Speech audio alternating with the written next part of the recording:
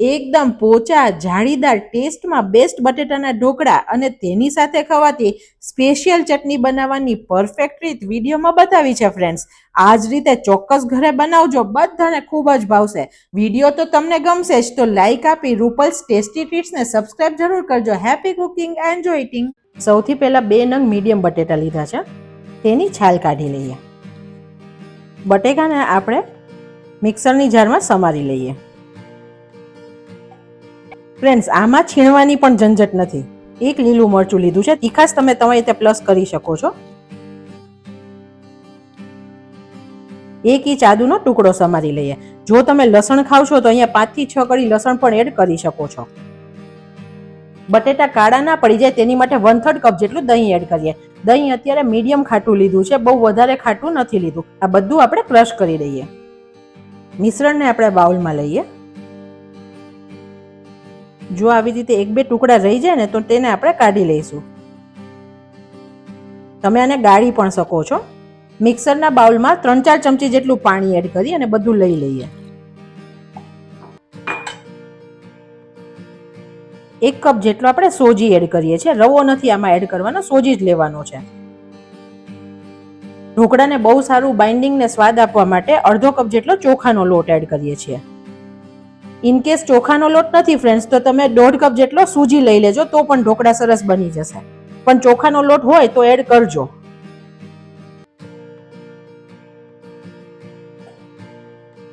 પેલા બટેટાવાળા મિશ્રણ સાથે બધું સરસ મિક્સ કરી દઈએ છીએ. અડધી ચમચી મીઠું એડ કરીએ. અડધો કપ જેટલું પાણી એડ કરીએ. આપણે ઢોકળાનું બેટર હોય તેવું જ બેટર આ બનાવવાનું છે.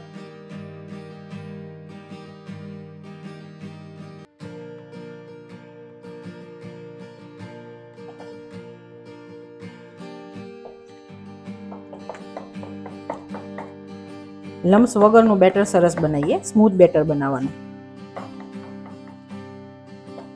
મેં અડધો કપ પાણી એડ કર્યું તો બેટર હજુ થીક છે. બહુ થીક બેટર હોય તો ઢોકળા ખાવામાં અંદરથી બહુ કોરા લાગે છે. બીજું 4 ચમચી જેટલું પાણી એડ કરું છું.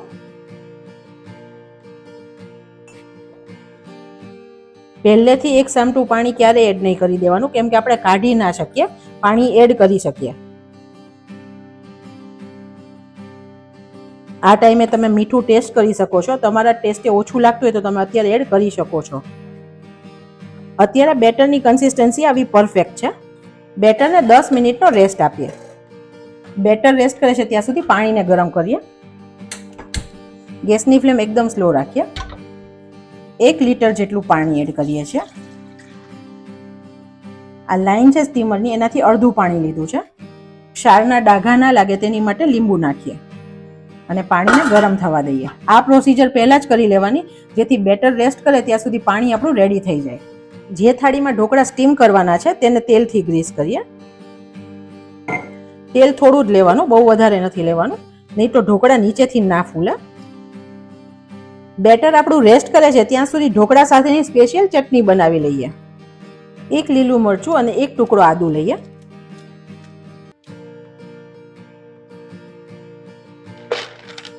બે ચમચી સિંગદાણા એડ કરીએ. જો તમે ડુંગળી લસણ ખાવ છો તો આ ચટણીમાં 1 મીડિયમ ડુંગળી અને 6 કળી લસણ પણ એડ કરી શકો છો.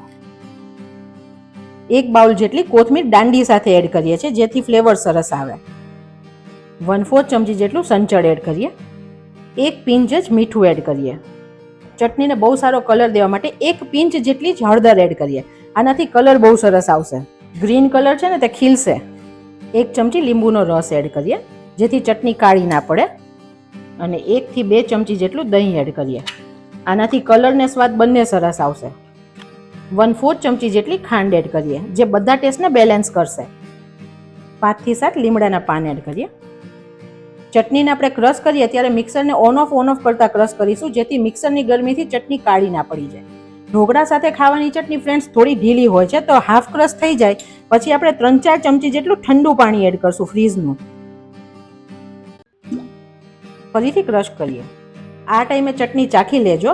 અત્યારે મને થોડું મીઠું ઓછું લાગે છે તો 1/4 ચમચી જેટલું મીઠું એડ કરું છું, કેમ કે આપણે સંચળ નાખ્યું હતું તો પહેલેથી વધારે મીઠું પ્લસ નહીં કરવાનું.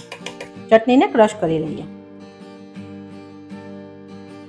એકદમ સરસ ગ્રીન અને સ્મૂથ ચટણી બનીને રેડી છે. ખીરાએ પણ રેસ્ટ કરી લીધો છે. હલાવીને આપણે ચેક કરીએ. પહેલાંથી ખીરું છે ને તે ઘટ થઈ ગયું છે. તમે જુઓ એકદમ છૂટું છૂટું પડે છે. તો આ કન્સિસ્ટન્સી પ્રોપર નથી. તો આપણે બીજું 2 થી 3 ચમચી પાણી એડ કરી પહેલાં કન્સિસ્ટન્સી સેટ કરીએ.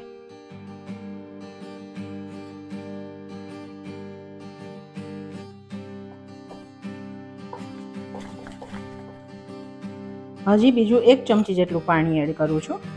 કેમ કે સોજી છે તે પાણી પીને ફૂલશે તો હંમેશા ખીરું આવી રીતે પાછળથી ઘટ થઈ જાય છે. હવે આ પ્રોપર કન્સિસ્ટન્સી છે. તમે જુઓ ચમચામાંથી એક ધારું સરસ પડે છે. ઢોકળા ઇન્સ્ટન્ટ છે તો આપણે તેને ફૂલાવવા માટે અંદરથી ચડે તેની માટે 1 પાઉચ જેટલો ઈનો એડ કરીએ છીએ અને તેને એક્ટિવેટ કરવા 1 ચમચી જેટલું પાણી એડ કરીએ. ફટાફટ સરસ મિક્સ કરીએ.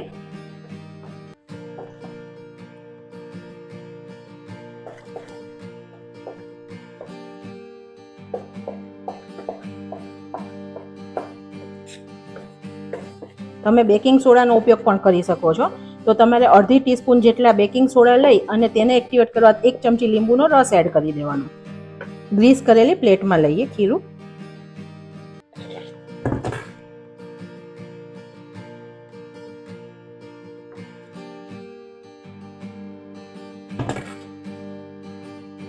ખીરું આપણે સરસ પાથરી દીધું છે. ઉપરથી લાલ મરચું સ્પ્રિંકલ કરીએ. બીજી પ્લેટમાં પણ ખીરું લઈ લઈએ. ટોટલ 2 થાળી જેટલા ઢોકળા બને છે.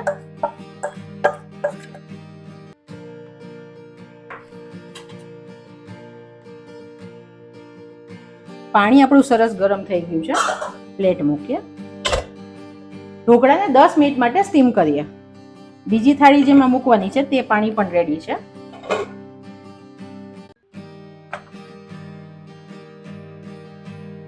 આપણે ખોલીને ચેક કરીએ. વાવ ફ્રેન્ડ્સ, ઢોકળા એકદમ સરસ ફૂલી ગયા છે. આપણે ચપ્પુથી ચેક કરીએ. જો ક્લીન આવે છે ચપ્પુ તો બિલકુલ ઢોકળા સરસ ચડી ગયા છે. આપણે હાથેથી પણ ચેક કરી શકીએ છીએ. આવી રીતે અડીએ ને તો બિલકુલ ખીરું લાગતું નથી. તો ઢોકળા બનીને રેડી છે. આપણે ગેસની ફ્લેમ બંધ કરીએ. બીજા ઢોકળા પણ ચેક કરી લઈએ. તેને પણ આપણે ચપ્પુથી ચેક કરીએ. ચપ્પુ ક્લિયર આવે છે તો ઢોકળા સરસ ચડી ગયા છે. ઢોકળાને આપણે 1 મિનિટ માટે ઠંડા થવા દઈએ. હવે આપણે ઢોકળાનો વઘાર કરીએ. 4 ચમચી જેટલું તેલ લઈએ છીએ.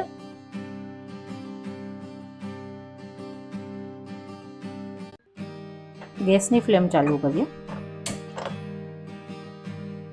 1/2 ચમચી જેટલી રાઈ એડ કરીએ.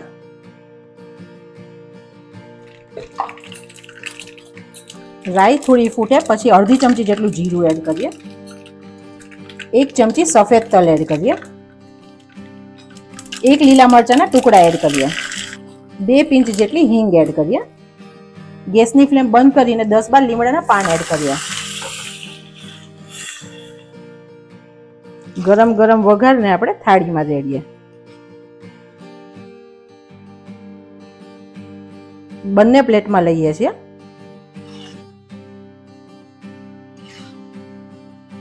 હવે વઘારને થોડો સ્પ્રેડ કરી દઈએ.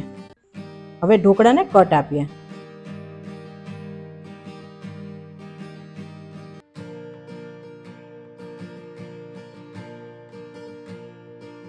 એકદમ મસ્ત ઢોકળા બન્યા છે. તમે જુઓ, હું તમને એક પીસ લઈને બતાવું. એકદમ મસ્ત પોચા ને જાળીદાર છે. તમે દબાવો ને તો સરસ બાઉન્સ થાય છે. બધી સાઈડથી સરસ જાળી પડી છે અને એકદમ સરસ બન્યા છે.